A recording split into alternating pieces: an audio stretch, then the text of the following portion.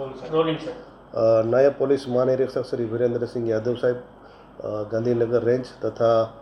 જિલ્લાના in charge police વડા Shri R D Dabhi સાહેબની તરફથી સૂચના આપવામાં આવેલી કે જિલ્લામાં ચાલતા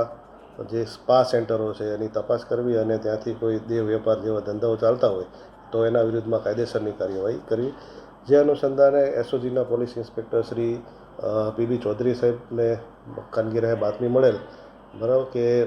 મોડાસા ટાઉન પોલીસ સ્ટેશન વિસ્તારની હદમાં આવેલ ગણેશપુરા હજીરા 3 રસ્તા પાસે આયશા કરમી કોમ્પ્લેક્સના પ્રથમ માળે ડિવાઇન સ્પા નામનું એક સ્પા ચાલે છે અને ત્યાં આગળ જઈ અને હકીકત વેરીફાઈ કરી અને રેડ કરતાં ત્યાંથી